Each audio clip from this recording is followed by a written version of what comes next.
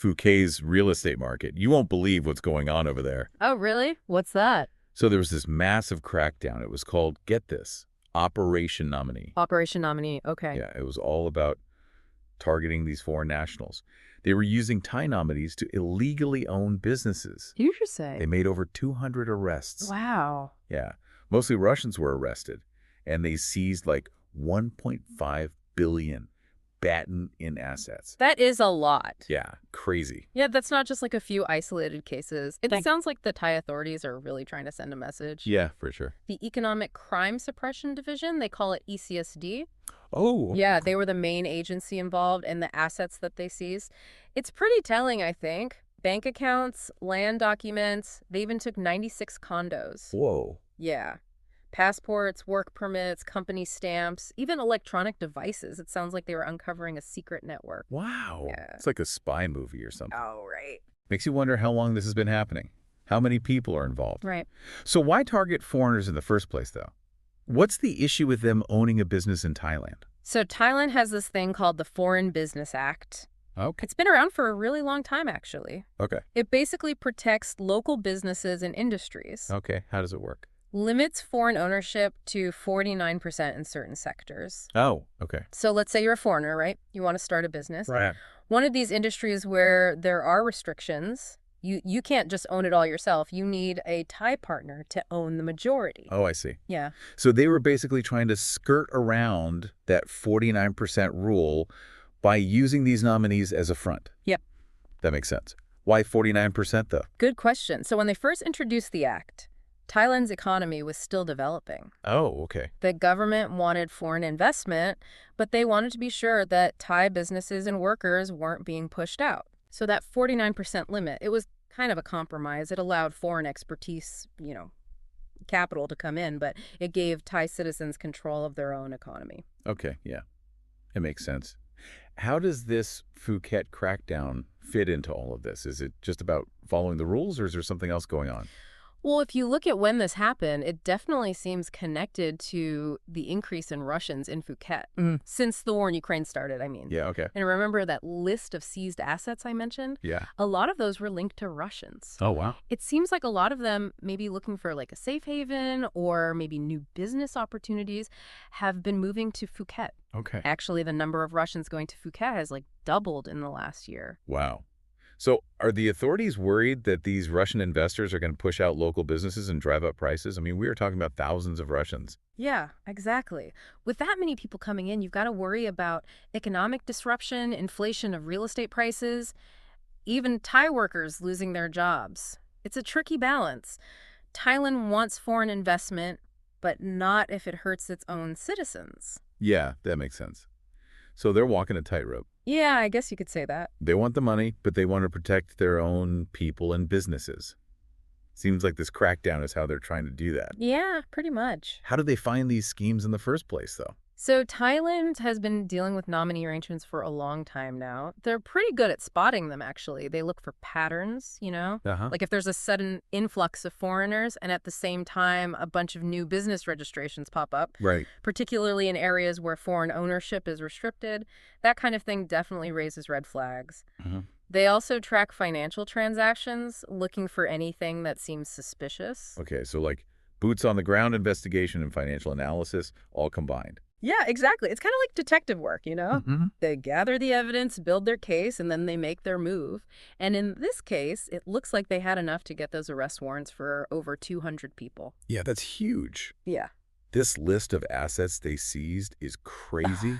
Laptops, luxury cars, everything. Right. It's like a treasure trove. Yeah, it is. And it really gives you an idea of just how big and complex these schemes were.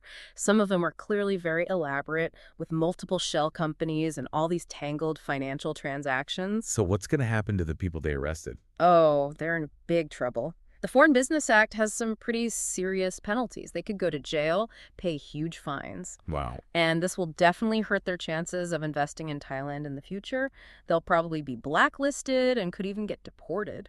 It sounds like a pretty clear message. Yeah. Don't mess around with the law, even in a place like Phuket. Yeah, definitely. Actions have consequences.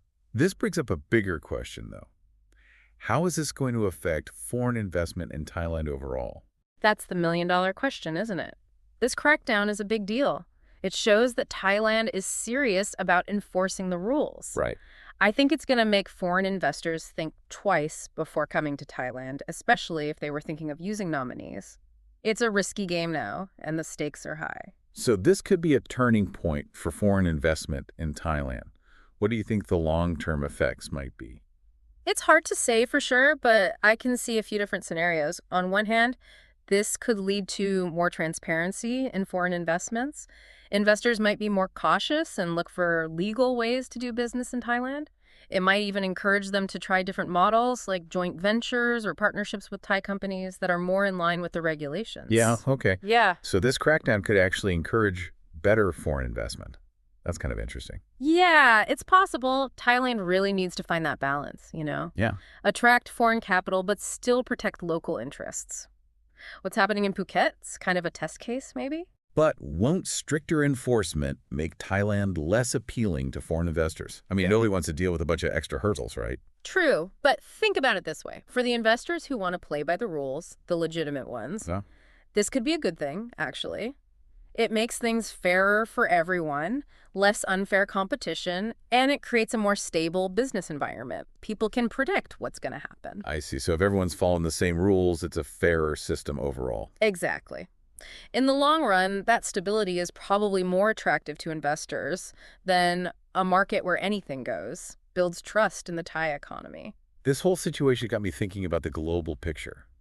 What about other popular tourist spots? Could we see similar crackdowns in places like Bali or Mexico? That's a really good question. It's definitely possible. We are seeing more and more governments taking a closer look at foreign investment these days. Yeah. They're realizing they need to find that balance, welcoming foreign money, but also protecting their own citizens. So like a global shift in perspective. Yeah. Countries are realizing they've got more power to negotiate than they thought. Exactly. And they're starting to use that power to get better deals for themselves. They want to make sure foreign investment helps the entire country, not just a small group of people. This is all really fascinating, but what about those people who got caught in this crackdown? You know, those 200 arrests, the frozen accounts, the properties that were taken. What's going to happen to them? Like we said before, they're facing some serious legal trouble. Yeah. The penalties under the Foreign Business Act are pretty hefty. Fines, jail time, even deportation. Wow. And it's not just individuals. Companies using nominee arrangements can get hit hard too, maybe even lose their business licenses. So the message is pretty clear. If you're going to invest in Thailand, do it the right way. Don't cut corners or try to cheat the system. Absolutely. Compliance is key. And it's not just about staying out of trouble, it's about being a responsible investor. Contribute to a sustainable business environment. This deep dive has really been eye-opening. Foreign investment is a lot more complicated than I realized. Yeah, it's definitely not as simple as just throwing money at something and hoping for the best. You've got rules, regulations, ethical considerations to think about. So knowledge is power, basically, especially when it comes to international investment. You got it. The more you know, the better choices you'll make. So what advice would you give someone who's listening to this right now and thinking about investing overseas? Maybe they're dreaming of a beachfront property in Phuket or want to start a business in Bali. First of all, I'd say don't let this crackdown scare you off completely. There are still lots of good opportunities out there for foreign investment in Thailand and other countries. Okay. Just be careful and do things the right way. So be cautious, but don't be afraid to explore. Mm. Got it. What else? Do your research, learn about the laws and regulations in the country you're interested in, Okay. talk to other investors who have experience in that market. Don't be afraid to ask questions. The more you know, the better decisions you'll be able to make. Great advice. Anything else? Remember that investing in another country is not just about money. It's a chance to experience a different culture, learn new things, contribute to another community. That's a great point. It's about relationships and making a positive impact, not just about profits. Exactly. When foreign investment is done right, everybody wins. Yeah, it is like traveling, isn't it? You Right. wouldn't just hop on a plane without doing a little research. Right. You've got to learn about the customs, the language, what to do and not do. Exactly. So we've covered a lot, the crackdown, the regulations, the risks, the rewards.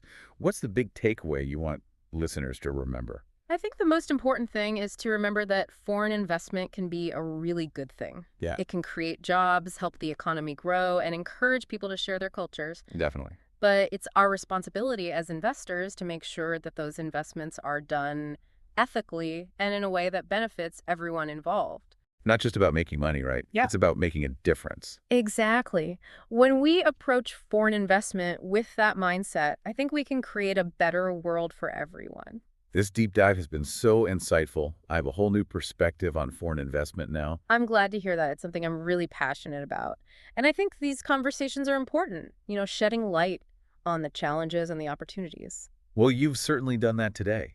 Thanks for joining us for this deep dive. It was my pleasure. And to our listeners, we hope you've learned something valuable from this deep dive and that it's given you something to think about. Knowledge is power, especially when it comes to investing. Informed decisions are the best decisions. So stay curious, stay informed, and as always, happy investing.